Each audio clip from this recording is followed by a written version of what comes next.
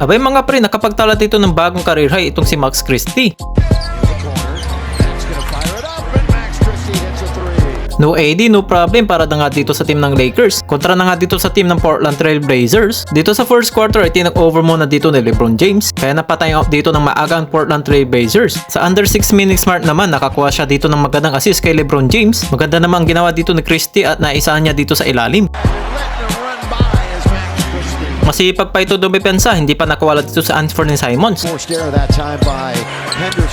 Balik na nga sa winning ng Lakers kontra na nga dito sa Portland Trail Blazers. Sa final score ng 114-106. Pan-6 spot na dito ang Lake Show sa Western Conference. Meron ditong 19 wins and 14 losses. Pumalit naman dito si Jackson Hayes dito sa pwesto ni AD para na nga dito sa kanilang starting lineup. Kasama si Austin Reeves, Max Christie, Rui Hachimura at LeBron James. Naging buhat mode naman dito si LBJ with 38 points, 3 rebounds at meron pa itong 8 assists. Mainit sa 3 ang 4-time MVP, 7 out of 10 ang kanyang ditong shooting. Na-interview naman dito si LeBron James patungkol na nga dito sa improvement ni Max Christie. Sinabi naman dito ni LeBron James step by step talaga ang mga improvement dito mga players. Kumbaga hindi talaga kinakailangan na madalhin dito ang lahat. Kagaya na lang dito sa nangyayari kila Max Christie at Austin Reeves. Lalong-lalo na nga daw na wala dito si AD. Kaya kinakailangan nila dito mag-step up. Itong si Max Christie na nga daw talaga dito mga pre. Isa sa mga pinaka-umangat na talaga na ngayon. Dahil nagkaroon na nga siya dito ng mahabang playing time para na nga dito sa Lakers. Kaya itong si LeBron James mga pre ay talagang humanga dito ngay Max Christie. Hopefully nga mga pre magpatuloy nga dito ang ganitong laro ni Max Christie para tuloy-tuloy siya makatulong dito sa team ng Purple and Gold. Naging extra challenge naman ito para sa kupunan dito ng LA. Pero wag kayo dito mga pre dahil kahit wala dito si Anthony Davis ay pinatunayan dito ng Lakers na kayang-kaya na ng buhatin dito ang kanilang team. Dahil na nga dito sa patuloy ng pagkakaroon ng tiwala dito ng Los Angeles Lakers. Dito nga para kay Max Christie. Dahil nagkaroon na nga dito ng career high si Max Christie na kung saan nakapagtala siya dito ng 28 points, 3 rebounds with 2 assists na meron pa dito na 2 steals at 1 block, shooting 9 out of 16 from the field at 5 out of 9 mga pre from the 3-point line. Napakaganda talaga dito ang kanyang naging performance. Grabe kasi mga pre yung mga ginawang corner 3 dito ni Max Christie para na nga dito sa team ng Los Angeles Lakers. Ano nga ba mga sinabi dito ni Max Christie dito sa kanyang interview? Dahil unti-unti na nga dito nabubuksan ang kanyang potential ng Los Angeles Lakers. Ito naman ang kanyang mga sinabi dito sa kanyang interview.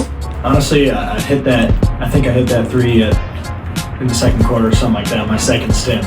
And then I hit another 3 after that. So, I felt pretty good. Even after I missed my first few shots, I still wanted to stay aggressive. I thought my positive self-talk was really good. So gusto na nga niya daw dito maging defensive guy para na nga dito sa Los Angeles Lakers. Isa na nga rin yan dito mga pre ang nakikita natin dito kay Max Christie. Napakalaking tulong na nga niya dito mga pre, lalong-lalo na nga dito sa defensive side ng Los Angeles Lakers. At sinabi pa nga niya dito na dinadagdagan niya pa dito ang kanyang effort. Lalong-lalo na nga pag nakakaroon siya dito ng pagkakataon dito nga sa offensive side ng Los Angeles Lakers.